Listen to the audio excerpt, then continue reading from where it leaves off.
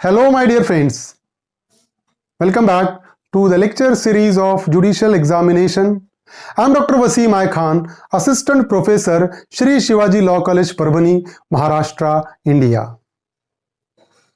So today's point of discussion will be Section 25 of Indian Evidence Act 1872, which is a part and parcel of chapter of confession.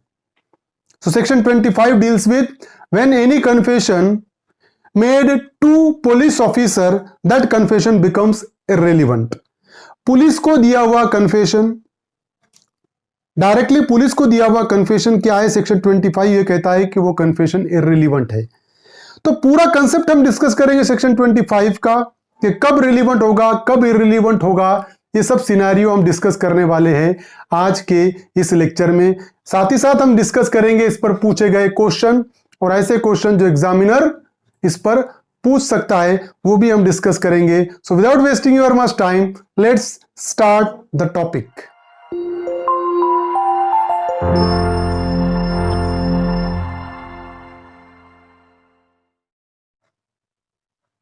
Section 25 dealing with the concept of confession. So Section 25 deals with confession to police. So it is presumed that police holds a position of great influence over the action of the accused.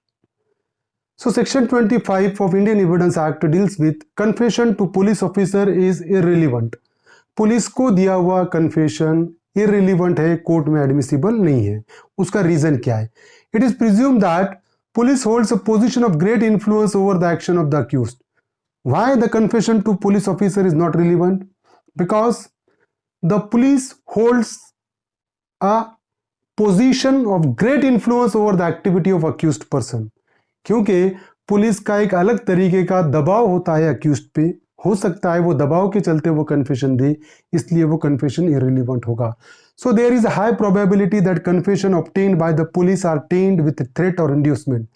इसीलिए possibility ये है कि police को दिया गया confession, police ने उसको डरा धमका के, उसको बहला फुसला के, उसको मार तोड़ के उससे कन्फेशन लिया होगा। इसकी हाई प्रोबेबिलिटी है, इसके चांसेस बहुत ज्यादा है, इसलिए पुलिस को दिया हुआ कन्फेशन एडमिसिबल नहीं होगा। Further it is important to prevent the practice of operation और torture by the police to extract the confession. Suppose if the confession to police, अगर कन्फेशन पुलिस को दिया हुआ अगर एडमिसिबल होता तो क्या होता कि पुलिस क्या करती, उस पर्सन को टॉर्चर करके उससे कन्फेशन ले लेती और वो कन्फेशन एडमिसिबल हो जाता, उसके चलते अक्यूज्ड को सजा हो जाती। तो ये बहुत आसान तरीका हो जाता पुलिस के लिए उसको मार तोड़ के कन्फेशन कराने का उससे। इसीलिए पुलिस को दिया हुआ कन्फेशन इररिलेवेंट ठहराया गया है लॉ ऑफ एविडेंस में। This principle is espoused by section 25 and 26 which are as follows. अब section 25 क्या बोलता है? confession to police officer not to be proved. अब section 25 का टाइटल ये है confession to police officer not to be proved. तो अगर पुलिस ऑफिसर को confession दिया वाला है तो वो प्रूव नहीं हो सकता है। No confession made to police officer shall be proved as against a person accused of any offense. Suppose if any accused made a confession to police officer, that confession is not relevant, that confession is not admissible against the accused. वो confession जो उसने police को दिया, police के सामने गुनाह कबूल किया अगर accused ने, तो वो confession accused के अगेंस्ट में यूज नहीं किया जा सकता, वो accused के अगेंस्ट में admissible नहीं होगा। This action is very broadly worded. It strictly disallows any confession made to the police officer as inadmissible no matter what the circumstances. अब यहाँ पर पुलिस को दिया हुआ कन्फेशन इनएडमिसिबल ही रहेगा, वो कोर्ट में एडमिसिबल नहीं रहेगा, कोर्ट में पुरावा बोल के यूज नहीं होगा। कोई भी सर्कमस्टांसेस में देने दिया हुआ हो, उसने वॉलंटरी भी दिया हुआ हो पुलिस को, तब भी एडमिसिबल नहीं होगा वो। Rajaram versus state of Bihar, that is a case. In this case, Supreme Court held that the term police officer is not to be interpreted strictly but must be given as more comprehensive and popular meaning. तो यहाँ पर supreme court ने ये करा कि police officer को एकदम interpret, जो टर्म पुलिस ऑफिसर है उसको एकदम स्ट्रिक्ट इंटरप्रिटेशन में मत लेकर आओ। मतलब पुलिस की वर्दी रही, टोपी रही, हाथ में डंडा रहा, गन रही, तो ही वो पुलिस ऑफिसर रहेगा, ऐसा बिल्कुल भी नहीं, स्ट्रिक्टली नहीं, बट गिव और a more comprehensive and popular meaning, but इसको कॉम्प्रिहेंसिव मीनिंग दी जाए पुलिस ऑफिसर को। However these words are also not to be construed in so wide sense as to include a person on whom only some power exercised by the police are conferred। लेकिन supreme court ने यह भी clear किया कि broad meaning देने के चक्कर में ऐसा ना हो कि हर पर्सन को पुलिस ऑफिसर के डेफिनेशन में आप लेकर आ जाओ, या ऐसा पर्सन जिसको कुछ पावर्स दिए गए पुलिस ऑफिसर के, उसको भी पुलिस ऑफिसर के डेफिनेशन में नहीं लाया जा सकता। तो यहां पर क्लियर किया सुप्रीम कोर्ट ने कि आपको एकदम स्ट्रिक्ट सेंस में भी नहीं जाना है और एकदम वाइड सेंस में भी नहीं जाना है। The test for determining whether such a person is a police officer is whether the powers are such which tend to facilitate the obtaining of confession by him from a suspect. अब अगर पता लगाना, अब ये conclusion पे आना है कि ये पर्सन पुलिस ऑफिसर है या नहीं है, तो ये कंक्लूजन पे आने के लिए एक चीज बहुत ज्यादा इंपॉर्टेंट है जो ध्यान में रखना है कि फॉर एग्जांपल के अक्यूज से कन्फेशन लेने के लिए अगर अक्यूज्ड वो पर्सन के पर्सनालिटी से अगर अफेक्ट हो रहा होगा, इन्फ्लुएंस हो रहा होगा, उसको लग रहा होगा कि हाँ ये पुलिस ऑफिसर है, उसके चलते वो कन्फेशन दे रहा होगा, so that confession becomes inadmissible. दस a चौकीदार, a police patel, a village headman, an excise officer are all considered to be a police officer। so ये सब पर्सन पुलिस ऑफिसर रहेंगे, ये केस में स्पेसिफिकली डील किया है। अब it must be borne in the mind that section 25 of the evidence act exclude only confession। ये चीज बहुत ज्यादा जरूरी है ध्यान में रखना कि सेक्शन 25 सिर्फ कन्फेशन को ही एक्सक्लूड करता है। सेक्शन 25 ये कहता है कि confession is not admissible. All statements that do not amount to confession are not excluded by section 25 of the Evidence Act and can be brought on record and proved against any accused।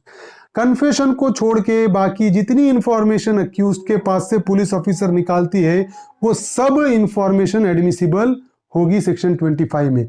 For example the statement of an accused to the police that he witness the murder in question. अगर accused ये कहता है कि जो murder in question को उसने देखा है, ये जो इंफॉर्मेशन है, that information become admissible. The statement being not a confession was received in evidence against him as showing his presence on the spot. Why? क्योंकि ये इंफॉर्मेशन ये बताती है कि जब मर्डर हुआ तो अक्यूज्ड वो स्पॉट पे मौजूद था, इसलिए वो इंफॉर्मेशन एडमिसिबल होगी, वो कन्फेशन नहीं है। अब देखिए, the constitution of India under article 20 protects the accused against self incrimination, thus the accused cannot be compelled to accept his guilt। तो अक्यूज को कंपेल नहीं किया जा सकता उसकी गिल्ट एक्सेप्ट करने के लिए, गुनाह कबूल करने के लिए उसको कंपेल नहीं किया जा सकता। Dagdu versus state of Maharashtra, that is a case. In this case supreme court noted the police should remember that confession may not always be a shortcut to solution। Instead of trying to start from a confession, they should strive to arrive at it, else when they are busy on their short route to success, good evidence may disappear due to intention to real clues।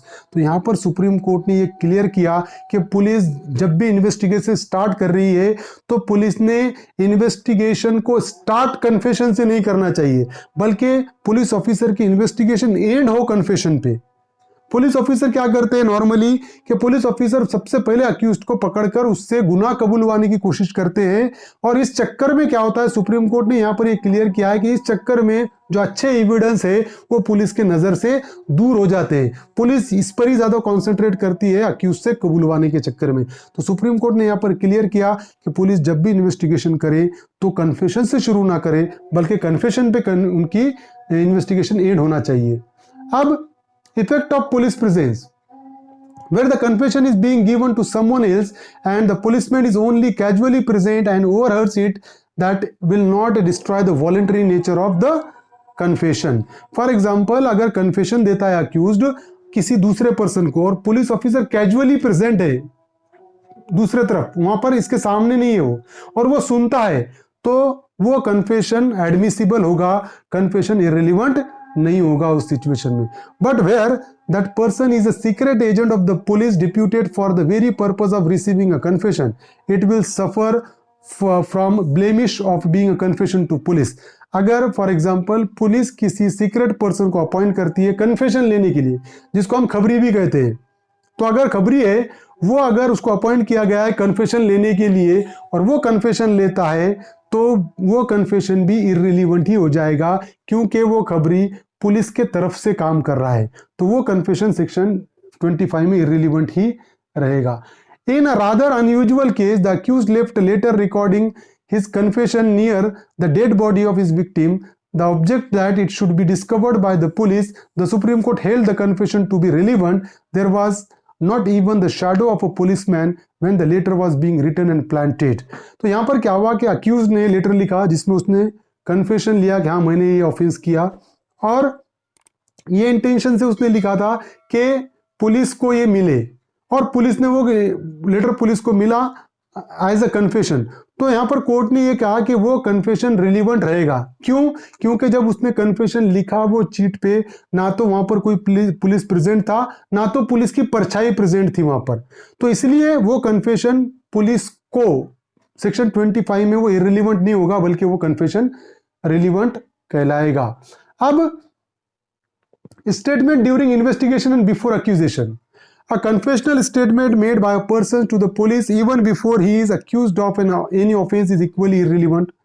क्या for example मेरे पे कोई charges नहीं है, मेरे पे कोई charges नहीं है, ना तो मेरे पे एफआईआर है ना कोई कुछ है, फिर भी मैं अगर कोई कन्फेशन देता हूं पुलिस ऑफिसर को कि हाँ मैंने ये ऑफेंस किया, तब भी वो कन्फेशन इररिलेवेंट ही रहेगा।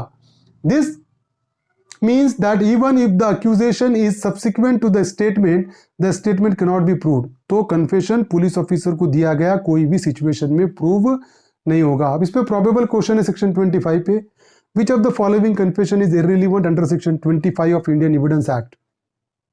Confession to police constable, confession to officer in charge of police station, confession to superintendent of police, all of the above.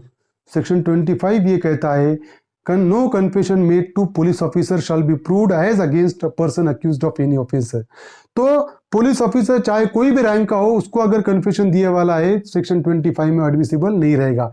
All of the above is the correct answer. Another probable question is that confession to police is irrelevant under which section of Indian evidence act? कौन से section में irrelevant है? 24, 25, 26, 27। Section 25 is the correct answer. So this is a particular section, section 25, dealing with the concept of confession. I hope you understand this topic. If you understand this topic, please subscribe my channel, hit the notification button, hit the like button, and share this video with your friends. Thank you very much.